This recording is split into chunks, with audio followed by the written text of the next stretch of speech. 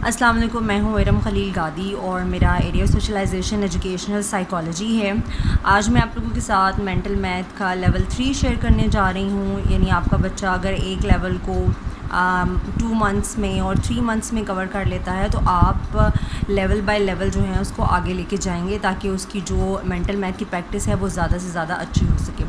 मैं last videos में भी कह चुकी हूँ कि मेंटल मैथ की प्रैक्टिस ना सिर्फ हमने बच्चों को रिटन करवानी है बल्कि ओरल प्रैक्टिस भी करवानी है। ठीक है, अगर आप 50% उसको रिटन करवा रहे हैं तो 50% आप उसको ओरल भी करवाएं, बार बार उससे पूछें, डिजिट की उसकी प्रैक्टिस करवाएं ताकि उसका जो मेंटल मैथ है वो ज़्यादा से ज़्यादा इंक्रीज़ हो सके। ठीक है, तो लास्ट टाइम हम लोग कर चुके हैं 20 तक नंबर्स की। अब लेवल 3 में हम करेंगे 30 तक नंबर्स का डबल नंबर्स। ठीक है, अब यहाँ अगर आप देखें तो बच्चा खुद काफ़ी हद तक करना शुरू कर देगा क्योंकि डबल नंबर्स यहाँ पर आ रहे हैं। 1 + 1 is 2 and 2 + 2 is 4, तो 2 is always 4 and 3 is always 6। तो बच्चे को ये चीज़ें पहले से पता है, यहाँ तक तो वो बहुत इजीली कर लेगा। 21 + 21 then he will add the both numbers. और वो अब इसको याद करने की ज़रूरत नहीं होगी बल्कि जो हम उसको कॉन्सेप्ट दे चुके हैं वो उसकी मदद से इन्हें बहुत जल्दी लर्न कर लेगा। और जहाँ तक बात रही बाकी नंबर्स की, जो 5 से अपवर्ड नंबर हैं, क्योंकि उसमें कैरी आता है तो हमने बच्चों को यही बताना है कि अगर आपके पास 5 से अपर डिजिट आएंगे तो आपने 2 और 2 4 की जगह पे आपने 5 को पहले बोलना है। Are you getting my point?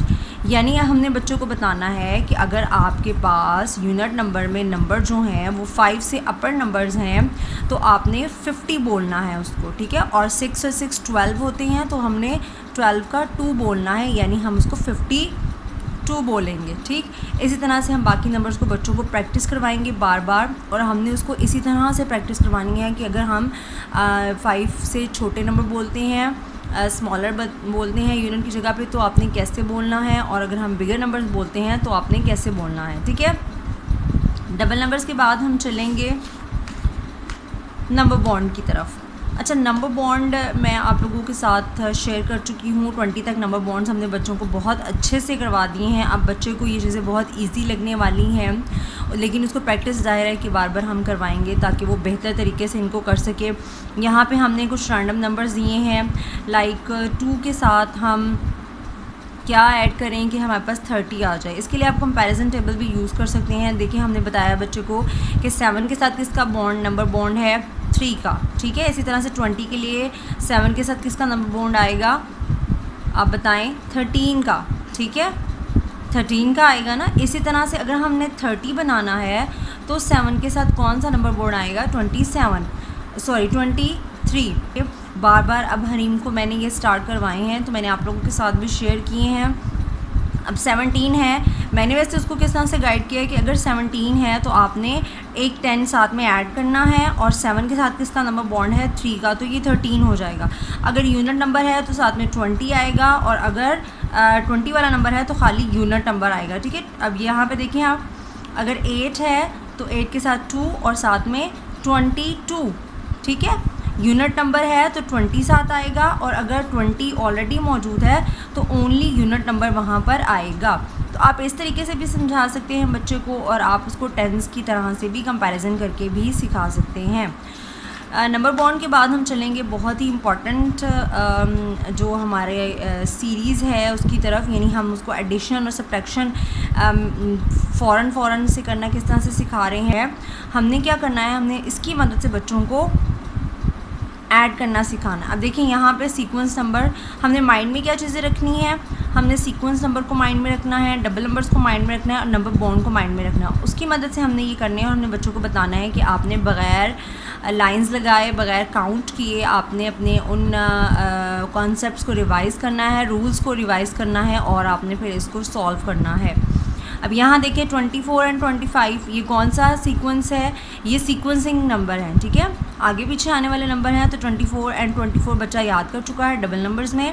तो 24 और 24 इज़ व्हाट, 48, और वहाँ 1 हम ऐड कर देंगे तो क्या हो जाएगा 49। इसी तरह से ये सीक्वेंसिंग नंबर है। बच्चे को पता है कि सीक्वेंसिंग नंबर में अगर हम माइनस करें तो 1 आता है, ये भी अगेन सीक्वेंसिंग नंबर है। अब यहाँ पे देखें 30 के बॉन्ड्स हैं। अब बच्चे को पता है कि 14 में हम कितने नंबर और ऐड करेंगे कि हमारा नंबर जो है वो 30 आ जाए।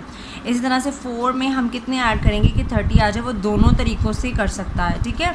तो यहाँ पे ये वाले नंबर्स हमने कुछ दिए हैं, ये भी नंबर बॉन्ड है, ये भी 30 का नंबर बॉन्ड है, ये भी नंबर 30 का नंबर बॉन्ड और डबल नंबर्स भी आप इसको कह सकते हैं, और ये भी 30 का नंबर बॉन्ड है। तो हमने इस तरह की मिक्स प्रैक्टिस बच्चों को देनी है। अच्छा, लास्ट टाइम एक और चीज़ मैं भूल गई आप लोगों से कहना कि जब आप बच्चों को प्रैक्टिस दें तो उसमें आप लोग डबल नंबर्स को माइनस करने के लिए भी दें, ठीक है। डबल नंबर्स को माइनस करने के लाइक 24 है, उसका 24 is the double number of 12 and 12 is 24। बच्चे ने ये चीज़ें लर्न की हुई हैं, तो आप यहाँ पे बच्चों को इस तरह की प्रैक्टिस भी दे सकते हैं। 24 माइनस 12 इज़ व्हाट, तो he has to solve it like here is 12, ठीक है। इसी तरह से 16 में से 8 को कट करेंगे तो विच विल कम हियर 8। तो डबल नंबर्स में से आप उसके हाफ नंबर्स को माइनस करने के लिए भी दें, ताकि बच्चों को पता हो कि भाई मैंने किस किस तरीके से इन चीज़ों को मैं कर सकता हूँ। इसके बाद हम चलेंगे भाई पैटर्न्स की तरफ, जो बहुत इम्पॉर्टेंट हैं, जिससे बच्चे का जो मेंटल है लेवल है वो बहुत ज़्यादा शार्प होता है। आपने पैटर्न्स इंट्रोड्यूस करवाने हैं, टेबल्स वाले पैटर्न आप इंट्रोड्यूस करवा सकते हैं। इसके अलावा आप सेम नंबर्स वाले जो नंबर्स हैं उनका पैटर्न इंट्रोड्यूस करवा सकते हैं। अब यहाँ पे देखेंगे टेबल्स भी है, आप इसको जंपिंग भी कह सकते हैं, स्किपिंग भी कह सकते हैं। 2 एंड देन 4 एंड देन 6, तो स्टार्टिंग में थोड़ा इजी दे, उसके बाद आपको थोड़ा सा डिफ़िकल्ट कर सकते हैं। यहाँ पे देखिए मैंने 2 एंड 12 है, तो ये टेबल नहीं बन रहा। ये क्या है कि ये same numbers and unit number पे सेम नंबर्स हैं। 2 12 है, देन 22 है, 32 है, एंड सो 9 के साथ भी इसी तरह से है। और अगेन यहाँ पे आप देखिए 27 57, बच्चों को उसका कनेक्शन फाइंड आउट करना है and then he has to write the answer. यहाँ पे देखें, अब यहाँ पे बच्चों को लग रहा होगा कि ये क्या है, तो ये टेबल की मदद से बच्चा कर सकता है, बैकवर्ड का आप करवा सकते हैं। तो इस तरह के कुछ पैटर्न्स हैं। मैं आप लोगों के साथ ये चीज़ें पहले भी डिस्कस कर चुकी हूँ, जब मैंने 5 ईयर्स के बच्चों के लिए एक्टिविटीज़ करवाई हैं। उसमें मैं बहुत सारी मेंटल मैथ के लिए एक्टिविटीज़ आप लोगों के साथ शेयर कर चुकी हूँ। अगर आप लोगों ने वो नहीं देखी तो आप 5 to 6 ईयर्स के बच्चों की जो एक्टिविटीज़ मैंने शेयर की हुई हैं उसमें देखें। मैंने मेंटल मैथ के लिए बहुत सारी प्रैक्टिसेस दी हैं जो आपको काफ़ी हेल्पफुल इसमें होंगी, ठीक है।